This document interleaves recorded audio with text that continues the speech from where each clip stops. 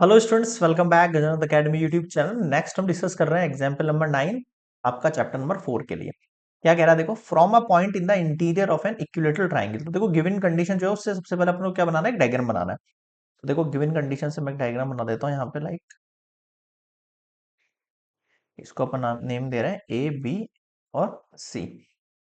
Interior एक point है, ठीक है, और जो कि इक्विलेटरल ट्राइंगल। इक्विलेटरल ट्राइंगल मतलब थ्री साइड जो है इसके इक्वल है। तो गिवन कंडीशन डाल देता हूँ मैं यहाँ पे। Triangle A B C is an equilateral triangle whose equal sides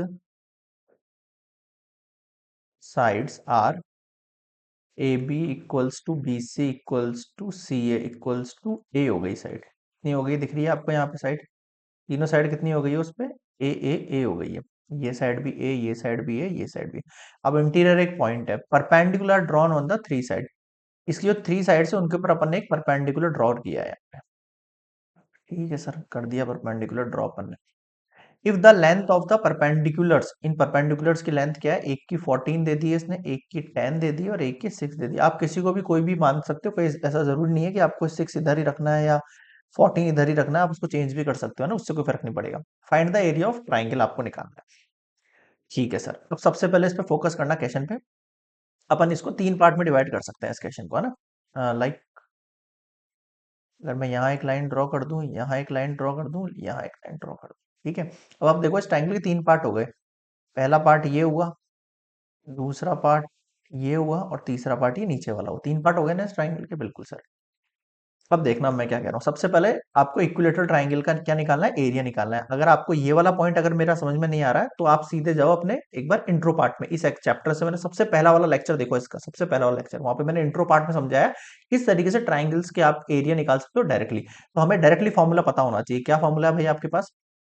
area of equilateral triangle A B C. Equilateral triangle ABC का एरिया निकालना तो क्या है, √3/4 इंटू साइड स्क्वायर। ये फॉर्मूला होता है √3/4 ए स्क्वायर।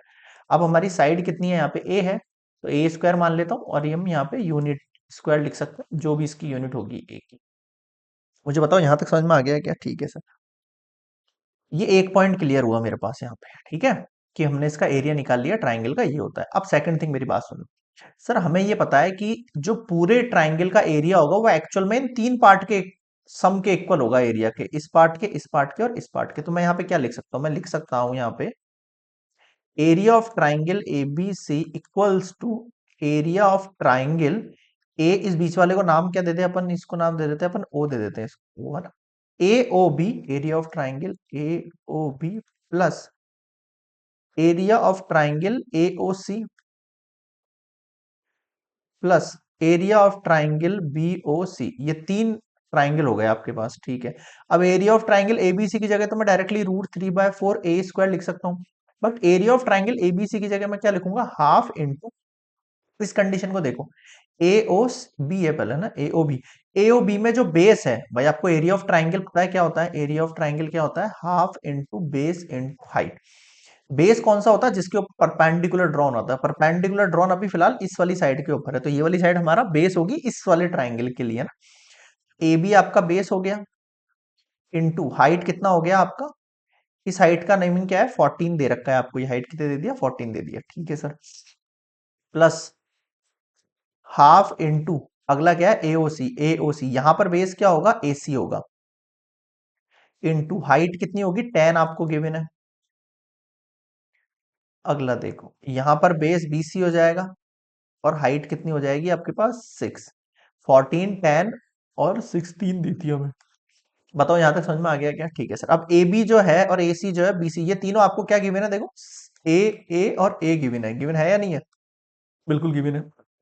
वैल्यू पुट कर दें इनकी, तो पुट करो, √3/4 A square equals to half into 14 into A, ऐसे लिख सकता हूँ ना मैं, plus half into 10 into A plus half into 6 into A. आया समझ में कुछ? बिल्कुल सर, कुछ नहीं, बहुत कुछ आया समझ में। आगे देखो भाई, आगे देखो, नेक्स्ट देखते हैं अपन, नेक्स्ट देखते हैं भाई, नेक्स्ट देखते हैं हम। क्या है आपके पास? ठीक है सर, यहाँ तक ही आ गया।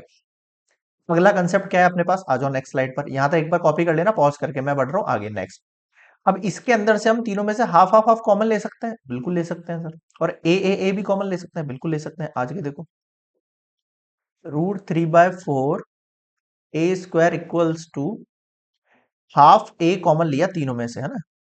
देखो हाफ ए अगर मैं कॉमन निकाल दूं, इधर से मैंने हाफ ए निकाला तो क्या बचा यहाँ पे 14, यहाँ पे निकाला हाफ ए तो कितना बचा 10, यहाँ पे निकाला तो कितना बचा 6। तो ब्रैकेट्स में क्या आ गया आपके पास? 14 + 10 + 6। 14 + 10 + 6, ये तीनों निकल के आ गया। ठीक है सर। अब देखो 2 से 4 कट जाएगा 2 टाइम। ठीक है सर। एक ए स्क्वायर से एक ए भी कट जाएगा। कट गया ना, इधर 2 ए है तो इधर एक है, ए के नीचे जाएगा तो ए से ए कट गया, तो कितना बचा देखो यहाँ पे √3a/2 बचा है यहाँ पर। ठीक है सर। और इक्वल्स में क्या बच गया यहाँ पे सर? 14 + 6 कितना होता है आपके पास? 20। 14 + 6 कितना होता है आपके पास? 20, और 10 कितना हो गया? 30। इसको उधर भेजूंगा और √3 को नीचे भेजूंगा, तो मेरे पास ए की वैल्यू कितनी हो जाएगी? 30 × 2 डिवाइड बाय √3। ऐसे ही होगा ना? हाँ सर होगा, तो ऐसा ही। अब √3 को ऊपर कट कर सकता हूँ कैसे? ऐसे देखो, √3 तो आ गया नीचे, 2 चला गया ऊपर, इसको मैं 3 × 10 × 2 लिख सकता हूँ डिवाइड बाय √3। अब √3 से अगर एक 3 कटेगा तो √3 बच जाएगा। कैसे किया मैंने? देखो, ये है 3/√3। 3 का मतलब क्या होता है? √3 × √3 होता है ना। और नीचे √3 चला गया तो कितना बच गया? 3। ये 3 कैसे लिखा मैंने भाई? 3 का मतलब क्या होता है? रूट में, रूट के अंदर जो है, अगर मुझे 3 को मुझे विदाउट विथ रूट लिखना हो, 3 को मुझे विदाउट रूट लिखना हो तो कैसे लिखूंगा? 3 का मतलब क्या होता है? √3 × √3, इन दोनों को मल्टीप्लाई करेंगे जब तो 3 निकलेगा। ठीक है सर। तो यहां से हमारे पास क्या वैल्यू आ गई है? देखो ए की वैल्यू आ गई है हमारे पास 10 × 2 = 20। 20 √3 सेंटीमीटर ए की वैल्यू आ गई है। ठीक है, लेकिन मुझे ये ए की वैल्यू निकालनी थी, मुझे एरिया ऑफ ट्राइंगल निकालना था। So area of triangle A B C क्या था आपके पास? √3/4 ए स्क्वायर था। √3/4 ए की वैल्यू कितनी है आपके पास? 20 √3 कितना हो जाएगा? ये देखो 4 5 जा 20, 5 × √3 3, 5 3 जा कितना हो गया? 15 सेंटीमीटर स्क्वायर। अब मुझे बताओ क्या समझ में नहीं आया यहाँ तक? क्लियर है यहाँ तक? कुछ भी नहीं किया, सिंपल कर दिया मैंने कैलकुलेशन को। यहाँ पर 3 × 10 में ब्रेक किया इसको, 10 को 2 से मल्टीप्लाई किया 20 हो गया, √3 से ऊपर काट दिया तो √3 बच गया। 20 √3 आपके पास ए की वैल्यू आ गई है, और इस ए की वैल्यू को मैं √3/4 ए स्क्वायर, एक मिनट एक मिनट, एक मिस्टेक कर दी अपन ने, यहाँ पे स्क्वायर लगा हुआ था। अच्छा हुआ सही टाइम पे दिख गया, गलत है ये वाला मामला ना, तो स्क्वायर लगा हुआ है, स्क्वायर लगा हुआ है, मैंने स्क्वायर नहीं देखा, वापस से देखो यहाँ पे, है ना। So area of triangle A B C equals to √3/4 A square. तो √3/4 इंटू ए स्क्वायर का मतलब क्या है आपके पास? 20 √3 का होल स्क्वायर। √3/4 इंटू 20 √3 का स्क्वायर करेंगे कि क्या होगा? 20 √3 इंटू 20 √3। अब देखो √3 का मतलब कितना हो गया? मल्टीप्लीकेशन 3 हो गया। देखो 4 5 जा 20 हो गया। ठीक है, 5 2 जा 100 हो गया, √3 3 हो गया, और ये √3 अकेला बच गया।